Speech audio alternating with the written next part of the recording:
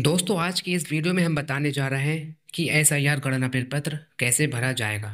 हर voter के घर पर कुछ इस तरह का फॉर्म बीएलओ ला रहे हैं और आपको इसे भरकर बीएलओ के पास में जमा करना होगा। तो चलिए अब हम एसआईआर फॉर्म भरना देख लेते हैं कैसे भरा जाता है। तो यहाँ पर सबसे पहले इस मतदाता की जो है यहाँ पर जन्म तिथि यहाँ पर दर्ज की जाएगी और इनका जो आधार संख्या है यहाँ पर दर्ज कर लिया जाएगा। इस सेक्शन में यहाँ पर मोबाइल नंबर दर्ज करना होगा। अगर इनका मोबाइल नंबर नहीं है तो घर में किसी का भी आप मोबाइल नंबर यहाँ पर लगा सकते हैं। यहाँ पर इनके जो पिताजी हैं उनका नाम यहाँ पर आप लिख देंगे और उनका यानी कि इनके पिताजी का जो इपिक नंबर है वोटर आईडी नंबर अगर है तो लिख देना, अगर नहीं है वोटर आईडी तो इसे खाली छोड़ देंगे। यहाँ पर इनकी माता का नाम आ जाएगा और इनकी माता का जो एपिक नंबर है वोटर आईडी नंबर इस जगह पर आप लिख देंगे। अगर इनका भी वोटर आईडी नंबर आपके पास नहीं है तो इस जगह को आप खाली छोड़ देंगे। अगर ये शादीशुदा हैं तो यहाँ पर इनकी पत्नी का नाम आ जाएगा और उनका जो वोटर आईडी नंबर है यहाँ पर दर्ज कर लेंगे। यहाँ तक कि जो ऊपर वाली जानकारी आप 2025 के हिसाब से आप लिख देंगे, भर देंगे, लेकिन उसके नीचे के दो सेक्शन है उसके बारे में हम अभी बात कर ले रहे हैं।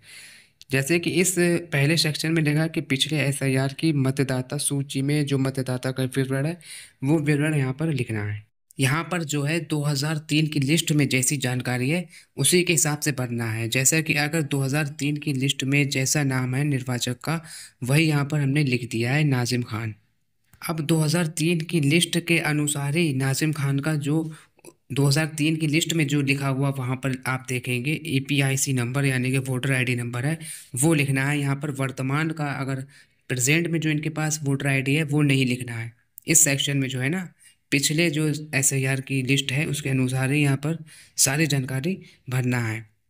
तो यहाँ संबंधी का नाम सलीम खान लिखा है, ये भी हमने पिछली 2003 की लिस्ट के अनुसार भरा है। संबंध इन्हें दर्शाता है उसमें जो लिखा है पिता।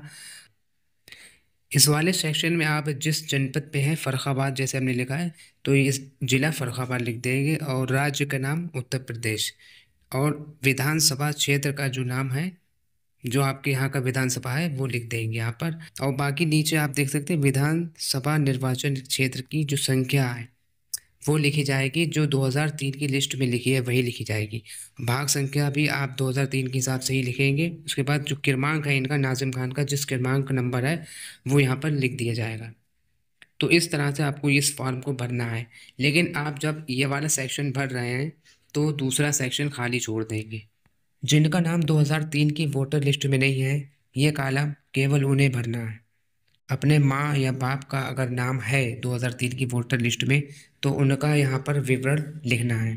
जैसे हमने नाम इनके पिताजी का लिखना है यहाँ पर सलीम खान, उनका वोटर आईडी नंबर लिख देंगे, ठीक है। अब संबंधी के नाम में यानी कि इनके दादा का नाम, ठीक है, सलीम खान के पिताजी का नाम जीशान खान हमने लिखा है और संबंध क्या है इनका, ये इनके पिताजी हैं। जिला आप लिख देंगे, राज्य का नाम लिख देंगे और विधानसभा निर्वाचन क्षेत्र का नाम, ठीक है। ये सब बाकी वैसे ही फॉर्म भरना है और 2003 के हिसाब से आपको सब कुछ भरना है। विधानसभा निर्वाचन क्षेत्र की संख्या, भाग संख्या, क्रम संख्या, ये सब आपको सही सही भरना है। इस फॉर्म को पूरा भरने के बाद नीचे अपने दस्तखत कर देना है और तारीख भी लिख देना है। जब बीएलओ आपके घर आएगा ये फॉर्म लेने, आप उसे एक फार्म दे देंगे और दूसरा फार्म, आपके पास दो फार्म होंगे, दूसरा फार्म जो है उस बीएलओ से दस्तखत करा करके अपने पास रख लेना है।